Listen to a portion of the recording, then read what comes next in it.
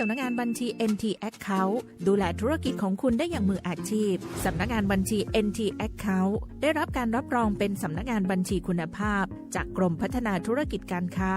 ดูแลจบครบทุกบริการตั้งแต่จัดตั้งบริษัททำบัญชีรายเดือนรายปีปิดงบวางแผนภาษีไปจนถึงให้คำปรึกษาแบบใกล้ชิดเพราะเรายึดหลักงานภาษีของท่านคืองานของเราต้องการที่ปรึกษาบัญชีและภาษีที่ไว้ใจได้โทรเลย064-339-7282 NT Account คู่คิดธุรกิจที่คุณวางใจได้สวัสดีเจ้าหลิวอาจารยาเจ้าขอเจิญพี่น้องเจ้าบ้านเฮาเจ้าละปูนงดเผาทุกพื้นที่เพื่อคุณภาพอากาศดีเพื่อสุขภาพดีของทุกคนฮักละปูนบะเผานะเจ้าห่วมแห้งห่วนใจด้วยการงดเผาขยะเผาไรนาและบะเผาป่าเผาขยะเผาไรนาเผาป่ามีความผิดตามกฎหมายและก่อมลพิษ PM 2.5 เลิกเผาเพื่ออากาศและสุขภาพดีๆของหมู่เฮาทุกคนนะเจ้าสวัสดีเจ้าร่วมใจกันยุบเผาเจ้าละปูนร่วมใจอย่างเนี้ยจะอีกันเลยนะแต่อย่าคือไฟไม่ป่านี่เกินเลยนะอย่าเผากันเลยมันผิดกฎหมายอย่าเผากันเลย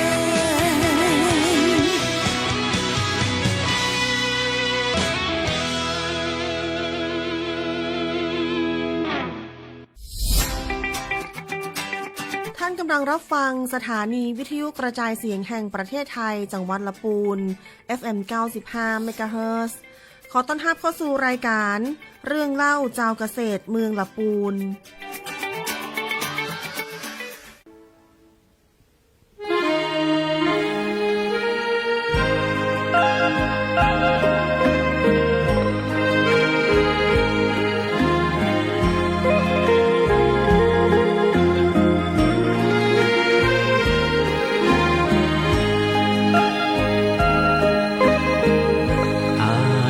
จะตายเพราะความคิดถึง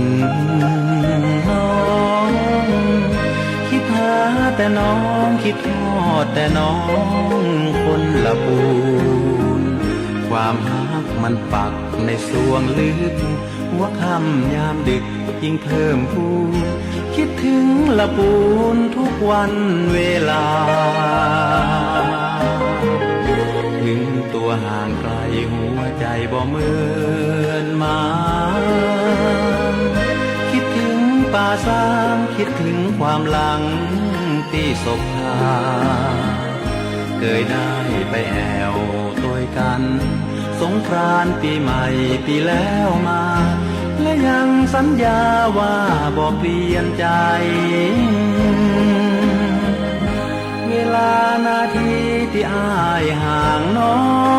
งให้ทุกข์หม่นมองกลัวน้องเปลี่ยนไปหากสุดที่หักจริงจากใจอ้ายขอมาตายต่อหน้าตักน้ำอ้ายจึงบ่ลืมยังคิดถึงน้องหัวใจห้ามมองคิดถึงแต่น้องบ่จางกลัวน้องจะกายนายแน่ระแวงใจเฝ้าแต่ครวญครางภาวะผวังคิดถึงละปูน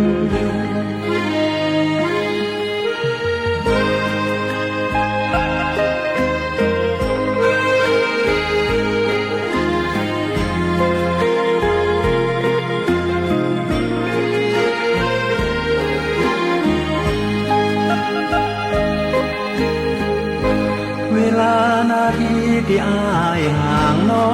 งอ้ายทุกข์หม่นมองกลัวน้องเปลี่ยนไปหากสุดที่หักจริงจากใจอ้ายขอมาตายต่อหน้าตักน้ำอ้ายจึงบ่ลืมอ้ายยังคิดถึงน้อง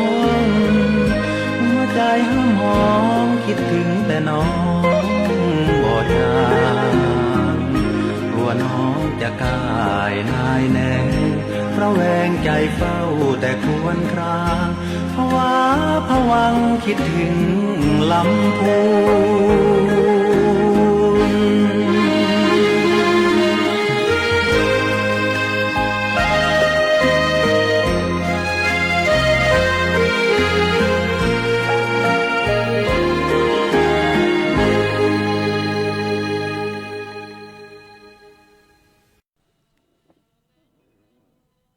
ครับสวัสดีครับคุณผู้ชมคุณผู้ฟังครับรายการเรื่องเล่าชาวเกษตรสวัสดีอีกครั้งนึงนะครับผมครับก็นะครับวันนี้นะครับต้นหอมว่ามาออกอากาศนะครับที่สวทนะครับงานสักการะพระนางจามเทวีและงานดูหนาวจังหวัดลำพูนนั้นจบไปละแต่ความหนาวของเรายังบ่จบเตื้อยังกำลังสู่การเริ่มต้นในฤดูหนาวนะครับก่อนที่จะเข้าสู่รายการเรื่องเล่าชาวเกษตรเมืองลำพูนกับผมดีเจบอยนะครับก็ต้องขออนุญาตนะครับส่งกำลังใจคือ2สถานการณ์ครับสถานการณ์แรกก็คือสถานการณ์ของชายแดนไทยกัมพูชาส่งกำลังใจให้ทหารกล้าทุกนายครับนะครับเพื่อปกป้องอธิปไตยพื้นนี้ของประเทศไทยสถานการณ์ที่2ครับภาวะหลังอุทกภัยนะครับที่จังหวัดชายแดนใต้ของเรานะครับซึ่งกระทรวงเกษตรและสหกรณ์โดย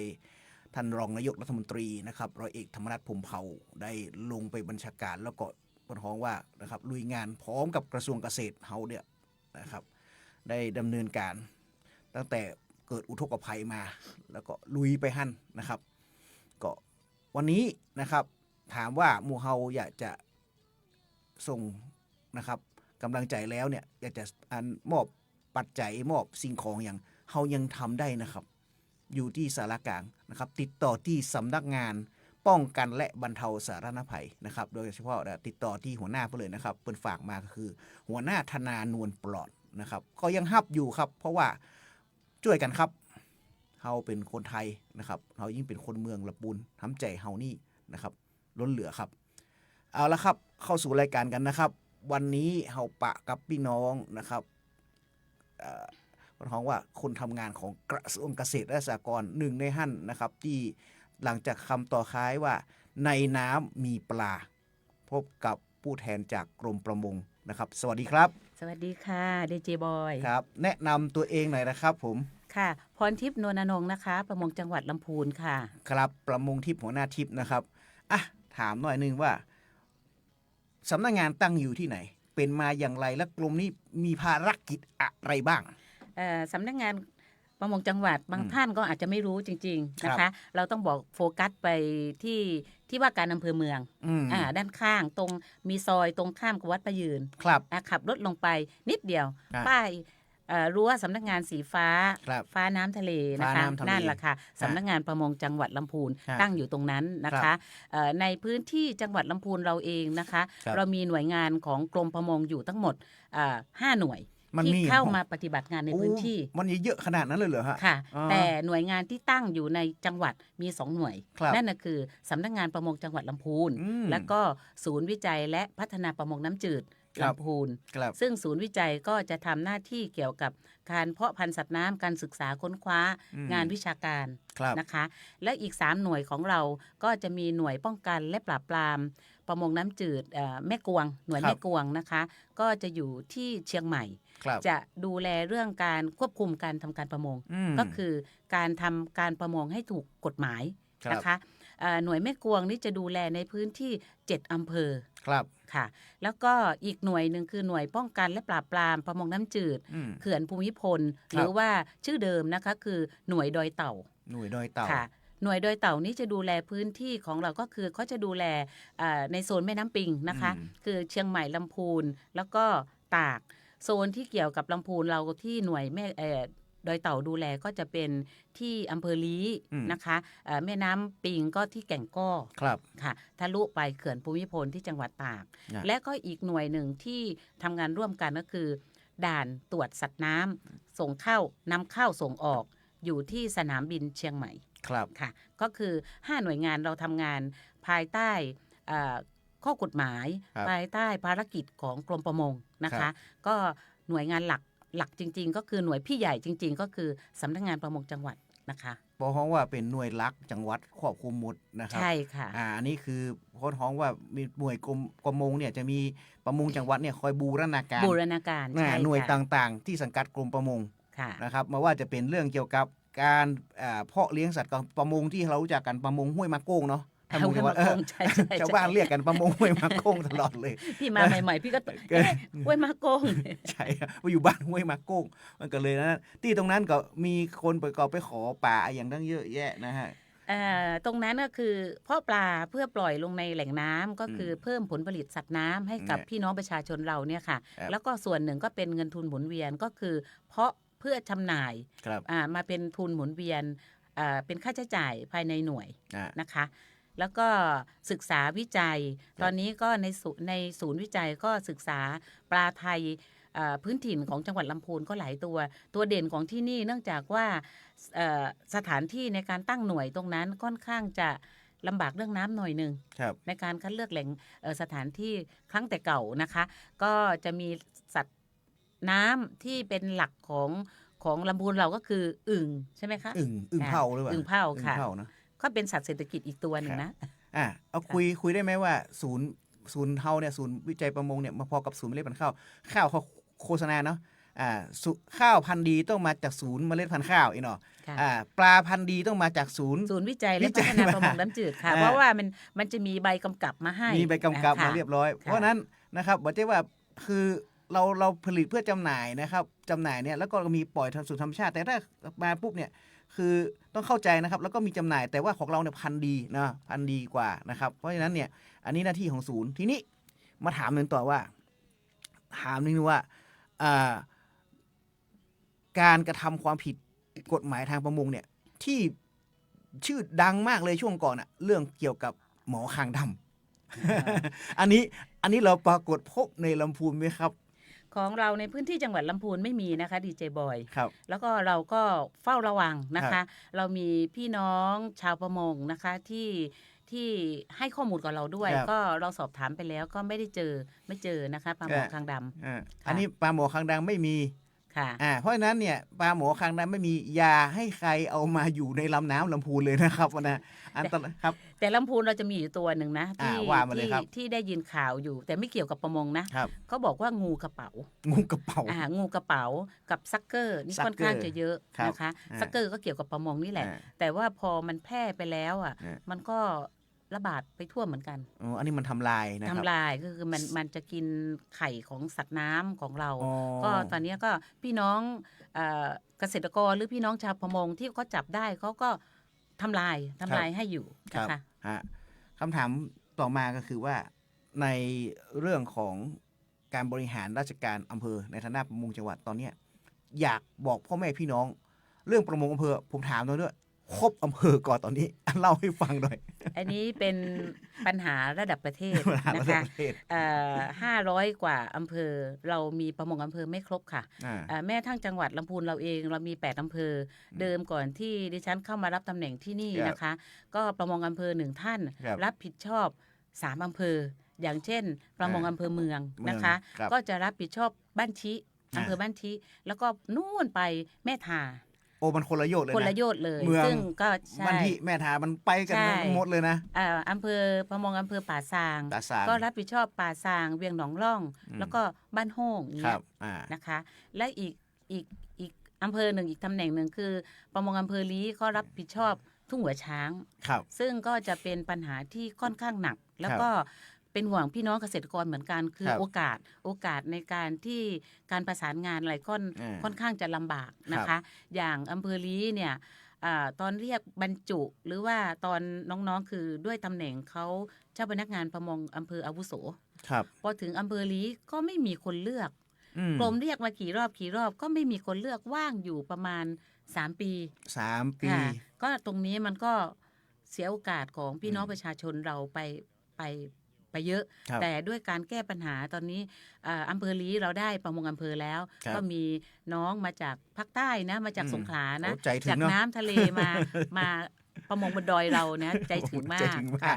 ก็น้องรับผิดชอบก็คือลี้และทุ่งหัวช้างนะคะ แล้วก็ตอนนี้ก็เลยได้เปลี่ยนปรับจาก2อำเภอประมงอำเภอ3อำเภอให้เหลือ2อำเภอก็อำเภอเมืองก็รับผิดชอบแม่ทาเนื่องจากว่าเป็นพี่ให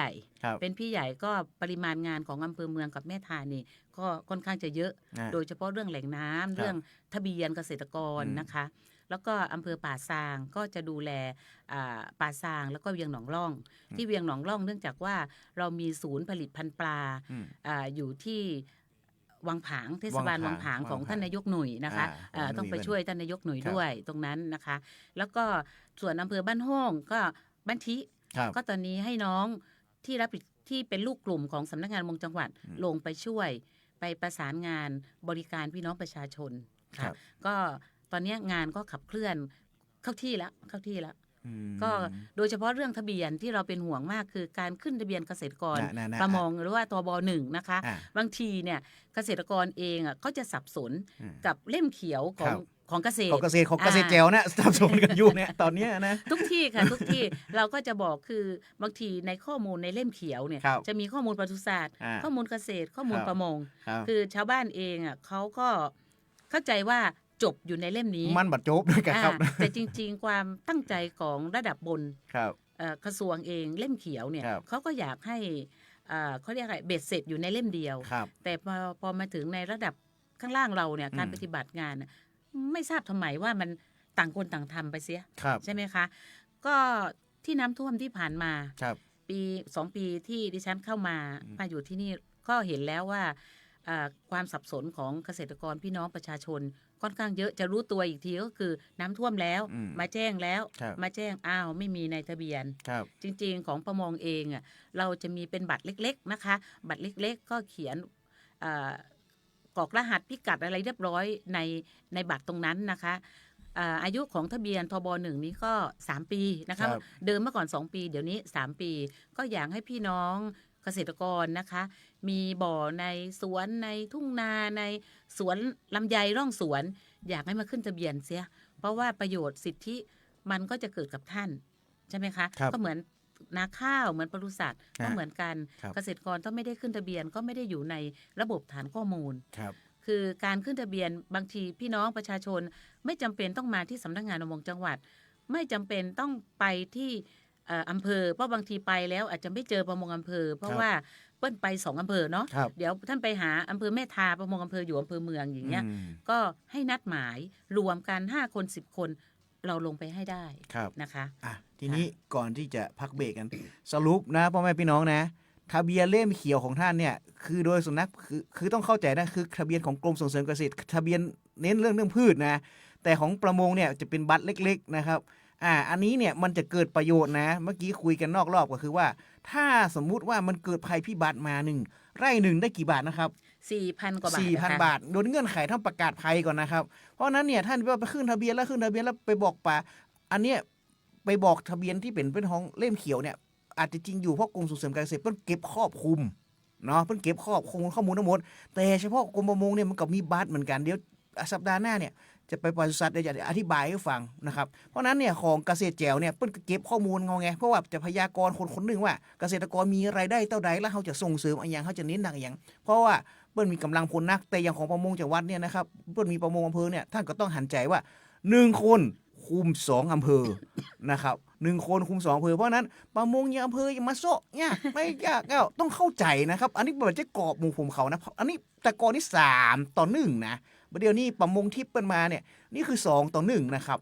เอาละครับเดี๋ยวเฮายั้งฟังเพลงกันสักกำนะครับแล้วเดี๋ยวเฮากลับมาในช่วงที่2นะครับฟังมูลขึ้นหนีไปเตื้อนะครับฟังเพลงม่วนๆกันครับ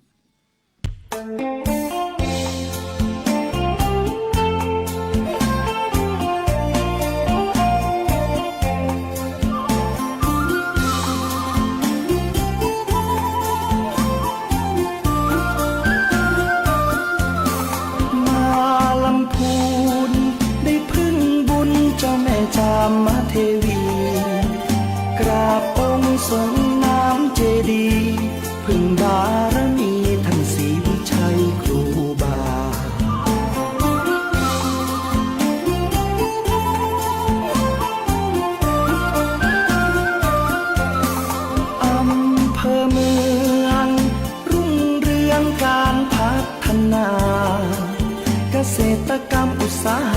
นำพา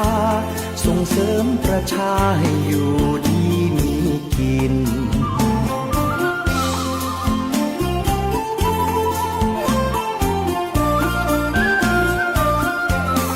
ชมป่าสางช่างเนอพลางนวลนางโสพิน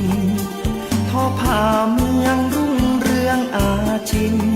ตราบฟ้าดินไม่ลืมป่าสาง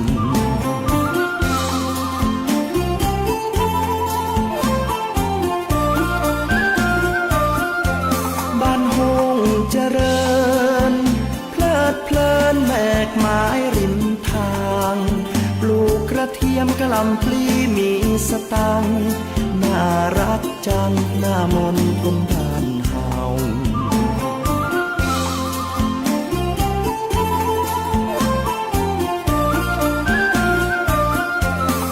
เยือนถิ่นลีเขียวขจีท้องนาป่าเขาล่องแก่งก็ได้ยอกล้อสองเรากลางลำเนา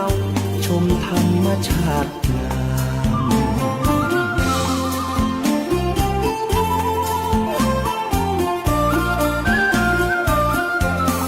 ทุ่งหัวช้างชวนน้องนางไหว้พระธาตุดอยกวางคำเมืองคนดีมีศีลธรรมจิตใจงดงาม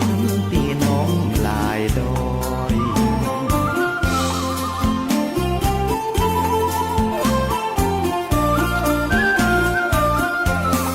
ถิ่นแม่ทาชาวประชาฝีมือเลิศลอยหัตถกรรมงดงามบ่อน้อยเรื่องสามปอยบนดอยขุนตาล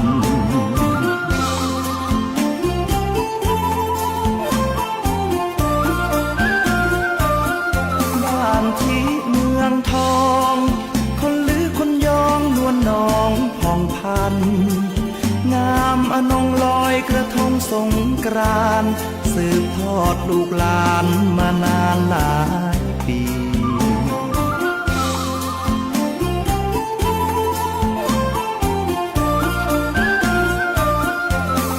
ไปบ้านเรียงได้ร่วมเรียงเที่ยวงานประเพณีร่วมขบวนแห่ไม้กำสรีน้องล่องคนใจดีเขามีเมตตา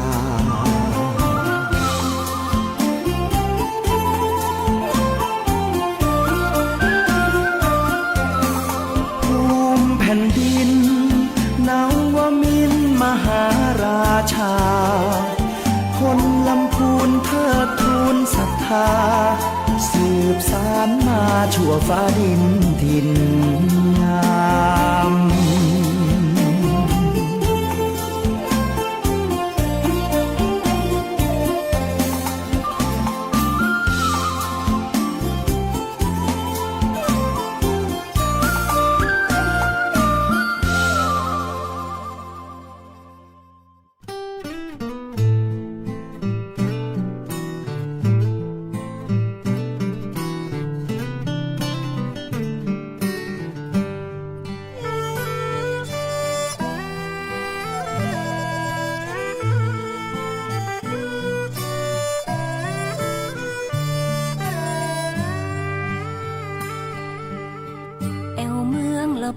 อิ่มบุญอุ่นฮัก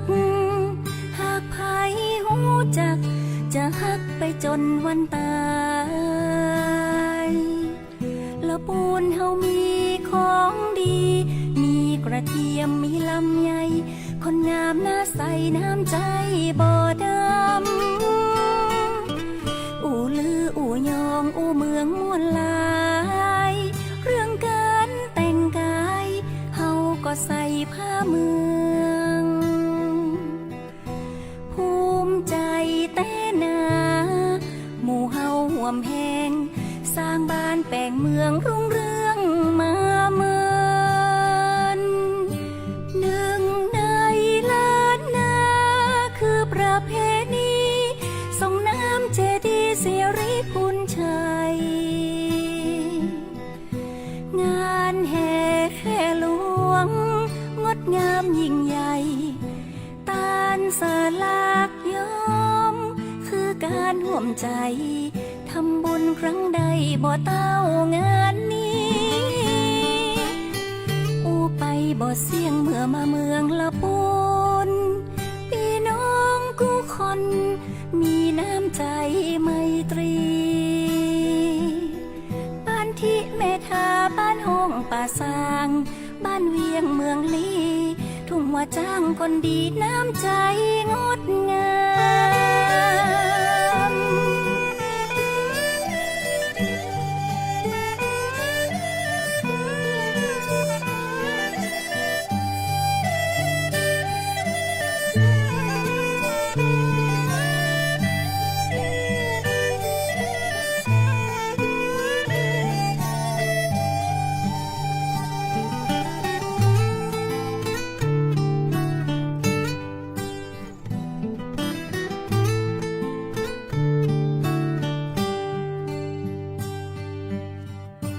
หนึ่งในล้านนาคือประเพณีส่งน้ำเจดีย์สิริพุนชัยงานแห่แค่หลวง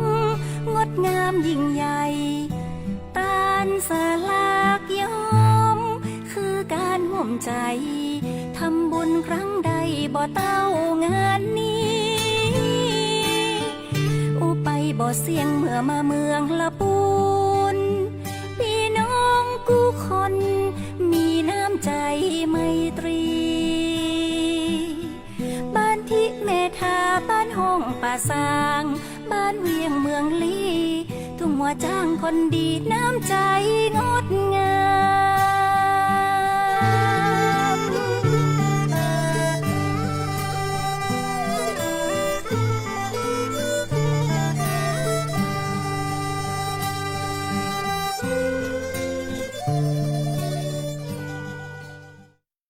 ครับกลับมาในนะครับช่วงที่2แล้วครับเมื่อกี้นั่งคุยกับท่านประมงจังหวัดบอกว่าที่สถานการณ์ชายแดนสถานการณ์ทางภาคใต้นะครับที่ว่าน้ำท่วมใต้ในแถวนั้นสงขลาที่รองนายกรัฐมนตรีนะครับร้อยเอกธรรมนัสพรหมเผ่าลงไปแล้วก็อู้โทรศัพท์ว่า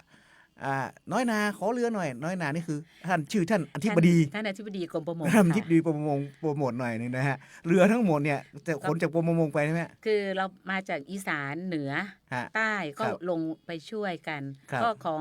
ของทีมลำปางก็คือหน่วยป้องกัน ครับ ขึ้นกับศูนย์ลำปางที่มา ครับ ดูแลในพื้นที่ลำพูนเรานะฮะ ครับ ก็กำลังทั้งเจ้าหน้าที่ทั้งเรืออะไรก็ต้องส่งไปหมด ครับ แต่ก็ช่วยได้เยอะมากเลยนะคะ ครับ ค่ะ นี่คือภารกิจที่กรมประมงสนับสนุนนะฮะทีนี้มาพูดถึงภารกิจตรงของกรมประมงนะครับโดยท่านประมงจังหวัดนะครับว่าเมื่อกี้เราคุยกันเรื่องเกี่ยวกับการกระทำความผิดนะการกระทำความผิดที่เฮาบ่อยากให้พ่อแม่พี่น้องได้ไปทำเลยนะครับบอกว่าเล่าให้ฟังเมื่อกี้ว่าเนี่ยคดีเรื่องเกี่ยวกับประมงเยอะมากมาเจอเนี่ยกับตัวเองนะครับเรื่องเกี่ยวกับแม่น้ำปิงเมื่อกี้ลองเล่าให้คุณผู้ชมคุณผู้ฟังหน่อยนะครับ ค่ะก่อนที่จะไปเรื่องคดีนะ อืม พี่ขอย้อนไปเรื่องทะเบียนก่อน ทะเบียนก่อน ดี๋วถาม ลื ว่าม ไป พี่น้องประชาชนเกษตรกรเราจะบอกว่าที่ดินไม่มีเอกสารสิทธิ์ แต่ทำกันมาตั้งแต่สมัยปู่ย่าตายายมาแล้ว จะขึ้นทะเบียนได้ไหมเดี๋ยวนี้ขึ้นได้นะคะ ขึ้นได้ก็จะให้มีผู้นำเซ็นรับรอง ดังนั้นเวลาท่านจะไปขึ้นทะเบียนน่ะถ้าให้ง่ายที่สุดก็มาที่สำนักงานประมงจังหวัด ครับ นะคะท่านก็เอาสำเนาโฉนดที่ดินสำเนาทะเบียนบ้านสำเนาบัตรประชาชนอันนี้เข้ามาประกอบ ครับ แล้วก็ให้จับพิกัด GPS มาด้วยจับพิกัดที่บ่อของท่านตั้งอยู่ ใช้โทรศัพท์นี่ก็ได้ไหมฮะ ใช้โทรศัพท์เลยค่ะเดี๋ยวนี้ชาวบ้านก็เป็น แชร์โลเคชันนั่นเนาะ ใช่ อ๋อแชร์โลเคชัน บางทีเราก็จะดูจากหัวโฉนดของที่ดินก็เช็คให้ ครับ ได้เหมือนกันนะคะ ก็ถ้าไม่มีเอกสารสิทธิ์ไม่มีโฉนด ก็ให้ผู้ใหญ่บ้านเซ็นรับรองมาขึ้นได้นะคะ อย่าปล่อยให้เสียสิทธิ์โดยที่เสียดายมากนะคะ โดยเฉพาะร่องสวน อืม ลำไยร่องสวนมะม่วงของจังหวัดลำพูนเนี่ย เป็นร่องที่มีขนาดที่มีความเหมาะสมในการเลี้ยงปลานะครับ ในรอบปีงบประมาณที่แล้วเราไปควิกวิน อืม ด้วยนโยบายของท่านรองผู้ว่าท่านจาตรี จาตรี นะ ที่ คะ นนท์ ท่านให้ทางประมงเนี่ยลองไปเอาปลาจีน อ่า ไปลงใน ไปเลี้ยงในร่องสวน ในร่องสวน ห ลำ ก ไย เดือนเนี่ย ครับ เราได้ตัวเกือบกิโลนะ ฮะตัวเกือบกิโล ใช่ ในร่องสวนได้ ใช่ มาได้ เพราะว่าร่องสวนของที่นี่อ่ะ อ่า เป็นร่องสวนที่กว้างนะกว้าง อ่า 2 เมตรยาวเป็น100 เมตรอย่างเงี้ย นะครับ ลึกเม็ดกว่า อ่ามั มันก็เหมาะที่สำหรับมาใช้ประโยชน์ก็คือในคันน่ะเป็นคันดินน่ะมีต้นลำไยมีต้นมะม่วงใช่ไหมคะ ครับ ในน้ำก็เอาปลาไปลง อืม โดยเฉพาะในร่องสวนนี่สามารถทำ วัตถุดิบให้กับกลุ่มแปรรูป อืม นะเรามีกลุ่มปลาส้ม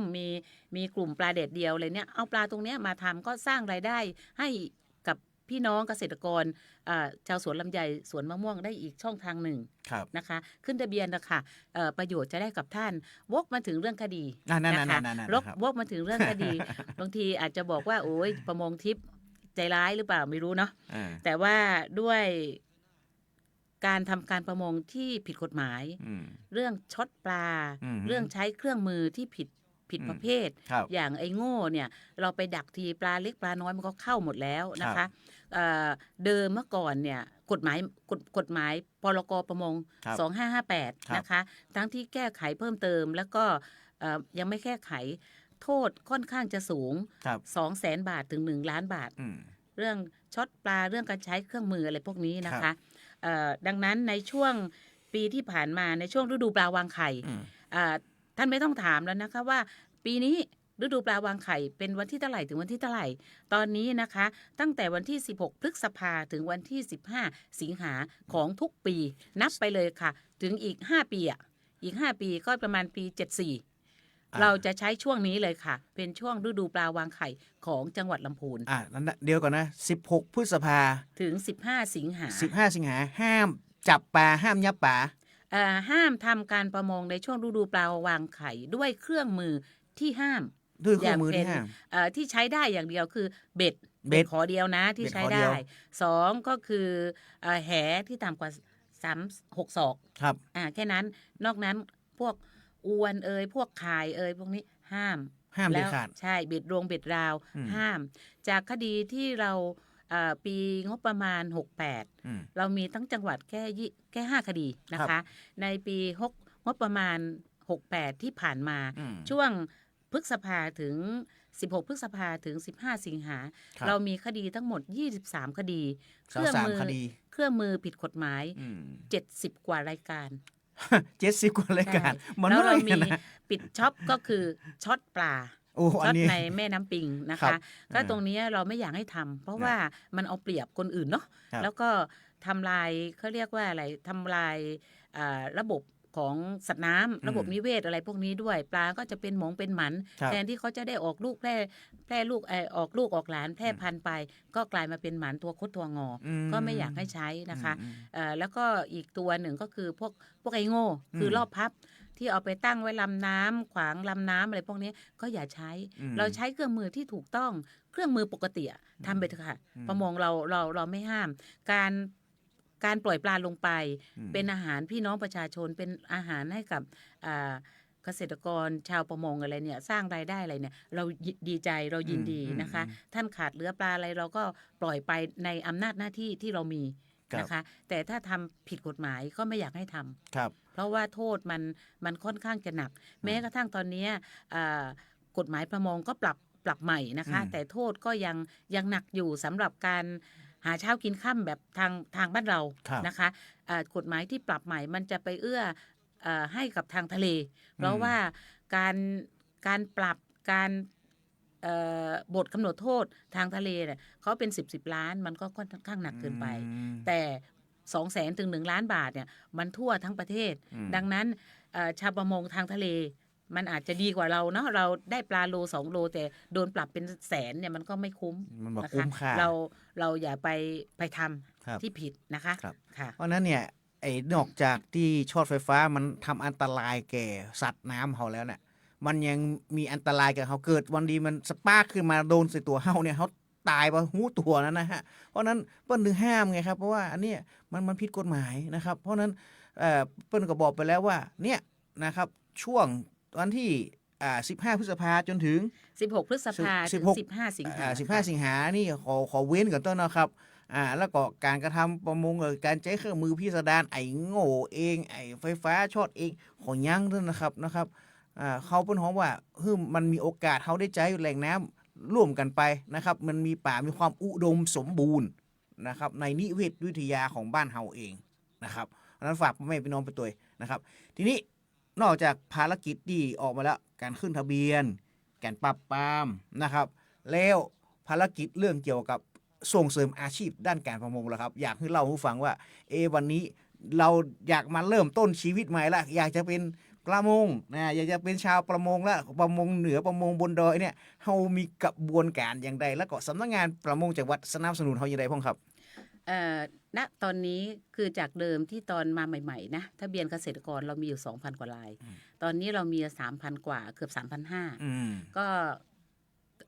เกษตรกรเขาก็ให้ความสำคัญนะแต่ก็ค่อยปรับเพราะว่าพอเรามีเจ้าหน้าที่กระจายลงไป แล้วก็ลงไปบริการในพื้นที่แม้ทั้งวันหนึ่งเราไปตั้งโต๊ะชาวบ้านมาขึ้นทะเบียนแค่5 ราย 6 รายเราก็ยังทำนะคะก็จาก 95% เป็นยังชีพในการเลี้ยงของที่นี่นะคะก็จะเลี้ยงแบบเลี้ยงในบ่อนะคะหัวไร่ปลายนาในร่องสวนอะไรพวกนี้แล้วก็อีก 5% ก็จะเป็นเลี้ยงเชิงพาณิชย์แต่ใน4จังหวัดของภาคเหนือเราคือลำปางลำพูนเชียงใหม่แม่ฮ่องสอนจังหวัดลำพูนเนี่ยน่าจะเป็นจังหวัดอันดับหนึ่งที่เราเลี้ยงเชิงพาณิชย์มีปลาดุกที่ส่งออกนะคะมีปลาดุกส่งออกปีหนึ่งก็เป็น1,000 กว่าตันนะคะ 1,300 กว่าตันแล้วก็ปลานิลดำนิลแดงก็หรือว่าทับทิมนะคะก็ปีหนึ่ง500 กว่าตันปลานิลเนี่ยจะเลี้ยงในกระชังซึ่งเราก็ไม่น้อยจังหวัดอื่นนะคะก็จะบริโภคในจังหวัดและก็ส่งออกจังหวัดใกล้เคียงลำปางเชียงใหม่แต่ตัวเด่นของเราคือปลาดุกนะคะเนื่องจากว่าเรามีวัตถุดิบอาหารสัตว์น้ำที่มีคุณภาพนั่นก็คือเศษของไก่เศษของหมูที่ได้มาจากฟาร์มที่มีคุณภาพได้มาตรฐานตรงนี้ก็มาเป็นอาหารปลาก็ผู้บริโภคก็ได้ทานปลาที่มีคุณภาพได้มาตรฐานเหมือนกันนะคะก็ยังดีว่าจังหวัดลำพูนเป็นจังหวัดเล็กๆนะคะแต่เรามีรายได้จากสัตว์น้ำ2 ตัวแล้วก็สัตว์น้ำในแหล่งน้ำธรรมชาติที่เราทำปฏิทินกันนะดีเจบอยใช่ไหมคะตอนนี้ปีหนึ่งเราก็รายได้เข้าจังหวัดก็160 กว่าล้านบาทมันใจน้อยๆนะ160 ล้านบาทนะครับตัวปลาธรรมชาติที่เด่นๆของเราก็จะเป็นปลาสังขวาสที่ก็อำเภอลีตรงนี้ถ้ามาลำพูนก็ต้องกินปลาสังขวาสลมควันหรือปลาสังขวาส3 รสนะคะอันนี้มาฮู้เลยนะบางคนก็ต้องบอกนะของที่อยู่ที่นี่นะบางเตื้อเฮาไปหันท่ากลางที่เพิ่นมาตากนี่แหละอันนี้เป็นซื้อของเฮาไปนะครับอันนี้เราขายอย่างปลาสังขวาสการแปรรูปเนี่ยเดี๋ยวนี้เราขายออนไลน์ด้วยนะขายออนไลน์นะฮะปลาการแปรรูปของในพื้นที่จังหวัดลำพูนเนี่ยเราใช้เกือบ 50% คือวัตถุดิบปลาในพื้นที่นะคะอีก 50% ก็เป็นปลาที่นำเข้ามาอย่างเช่นปลาจีนปลานิลเป็นปลาที่นำเข้ามาอันนี้จะทำปลาส้มปลาเดียวนะคะปลาสังขวาสปลาแม่น้ำเราก็จะไปทำผลิตภัณฑ์อีกอย่างหนึ่งนะคะอย่างเป็นปลา3 รสปลาร้าคืนเดียวที่ขึ้นชื่อแต่ของลำพูนเราสามารถทำปลาส้มนะคะเอาไปแมทกับลำไยของท่านเกษตรจังหวัดได้แจ๋วนะคือปลาส้มลำไยที่ของบ้านริมกวงตรงนี้ได้รับรางวัลชนะเลิศอันดับ2ระดับประเทศนะครับผมแล้วก็ขายดิบขายดีมากเดือนหนึ่งก็คิดว่า 7-8 แสนเพราะว่าเขาต้องไปออกงาน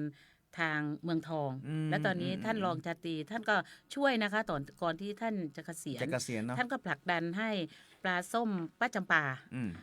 เข้าไปขายในบูธของโอท็อปชวนชิมคือบางทีเราเอาปลาส้มไปแพ็คขายมันอาจจะขายได้น้อยแต่พอเราทอดเนี่ยให้มันร้อนๆมีกลิ่นกินกับข้าวเหนียวยิ่งขายดีก็ทำให้สินค้าเราก็เป็นที่รู้จักของจังหวัดใกล้เคียงจังหวัดโซนภาคใต้เพราะส่งไปจังหวัดหาดใหญ่และจังหวัดสงขลาอำเภอหาดใหญ่นะคะภูเก็ตอะไรพวกนี้ค่ะครับอันนี้ภารกิจละแฮมเรื่องหนึ่งที่เป็นภารกิจซึ่งเมื่อกี้นี้สปอร์ตเรื่องเกี่ยวกับอย่างไฟป่าหมอกควันทีนี้กรมประมงสำนักงานประมงจังหวัดลำพูนภารกิจในบทบาทการขับเคลื่อนงานเพื่อสนับสนุนการแก้ไข ปัญหาหมอกควันและไฟป่าซึ่งกำลังจะเกิดขึ้นมาโดยเฉพาะแต่เมื่อวันศุกร์เนี่ยท่านผู้ว่านะครับผู้ว่าป้องเนาะปิยพงษ์ชูวงศ์เปิ้ลอู้เรื่องผมจะต้องมาจัดการป้องกันเรื่องเกี่ยวกับปัญหานะครับไฟป่าหมอกควันนี้ก่อนสำนักงานประมงจังหวัดลำพูนมีบทบาทจะได้พงครับก็บอกว่าเราหน่วยงานเล็กๆ แต่เราปิดทองหลังพระหรือเปล่าไม่รู้นะก็คือเราสามารถนำเศษวัสดุทางการเกษตรเช่นฟางข้าวมาทำมาสร้างรายได้มาสร้างอาชีพให้กับเกษตรกรประมงได้นั่นก็คือเอาฟางข้าวมาเป็นปุ๋ยหมักนะคะตอนนี้เราสนองนโยบายคือประกาศของกระทรวงเกษตรใช่ไหมคะมาตรการบริหารจัดการป้องกันและแก้ไขปัญหาฝุ่นละอองขนาดเล็กหรือว่า PM 2.5 ในส่วนของกรมประมงเองเรามีโครงการบริหารจัดการทรัพยากรประมงกิจกรรมคือเพิ่มผลผลิตสัตว์น้ำในแหล่งน้ำชุมชนเพื่อสร้างรายได้และลดค่าครองชีพให้กับประชาชนเราทำมาตั้งแต่ปีที่แล้วนะคะปีที่แล้วเราทำทั้งประเทศนี่แหล่งน้ำ 1,500 แหล่งน้ำใช้ฟางข้าวค่อนข้างเยอะที่ไปทำแซนด์วิชนะคะใน 1,500 เนี่ยของจังหวัดลำพูนเราได้มา10แหล่งน้ำแล้วก็ในปี 2569 คือปีนี้เราได้มาอีก10แหล่งน้ำก็รวมแล้ว20แหล่งน้ำก็ใช้ปีที่แล้วเราใช้ฟางข้าวอยู่10แหล่งน้ำนะคะ 9.6 ตันที่รับซื้อจากชาวบ้านมาทำปุ๋ยหมักไอ้ตรงนี้มันก็ช่วยได้ใช่ไหมคะช่วยลดการเผานะคะแล้วก็ช่วยสร้างอาหารให้กับปลาสัตว์น้ำที่เราปล่อยลงไปก็7ชนิดที่ปล่อยลงสู่แหล่งน้ำนะคะก็เป็นปลาที่มีความต้องการของพี่น้องประชาชนแล้วก็เราไปติดตามผลผลิตแล้วก็ปลาก็โตดีนะเพราะว่าฟางข้าวพอเราใส่ลงไปสัก2เดือนเราก็เติมอีกนะคะคณะกรรมการแหล่งน้ำเองอ่ะเขารู้ว่าเมื่อก่อนเขาไม่รู้หรอกว่าอ๋อปลาจะกินฟางได้หรือจริงๆมันไม่ใช่มันย่อยสลายในแหล่งน้ำมันก็เกิดแพลงก์ตอนขึ้นมาสัตว์น้ำตัวเล็กๆอะไรเนี่ยก็เป็นอาหารปลานะคะในแหล่งน้ำของเราเนี่ยปีที่แล้วเราปล่อยสัตว์น้ำตรงในต่อแหล่งน้ำนะคะ7ชนิดนั่นคือกุ้งกล้ามกรามนะคะปลานิลปลาบึกปลาเกล็ดเงินหรือว่าปลาจีนนะคะแล้วก็ปลายี่สกเทศปลาตะเพียนขาวปลาบ้าหรือว่าปลาสุรต่านแต่เรียกสุรต่านจะสวยกว่าปลาบ้าเนาะ แล้วก็ปลาดุกปีที่แล้วนะคะเราก็ปล่อยไป 123,860 ตัวต่อแหล่งน้ำนะคะ10แหล่งน้ำท่านคูณไปว่าเท่าไหร่แล้วตอนนี้เรามีการติดตามประเมินผลและแหล่งน้ำบางแหล่งน้ำก็เปิดตกปลาเปิดจับปลานะคะจังหวัดลำพูนมีนักกีฬามีนักตกปลาเยอะมากนะคะเมื่อก่อนน้องๆก็ไปตกแถวลำปางแถวอะไรพอพี่เองเมื่อก่อนอยู่ลำปางเนาะพอไปเก็บข้อมูล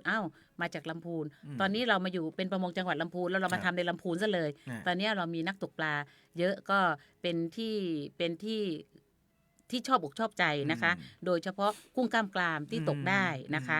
พอแหล่งน้ำของปี69เนี้ยเรามีปลาที่เพิ่มมาอีก1ชนิดนั่นคือปลาดุกอุยดุกนาปกติมันเป็นบิ๊กอุยกับรัสเซียใช่ไหมแต่ดุกอุยนี่เป็นปลาพื้นถิ่นพื้นเพของเราแล้วมันก็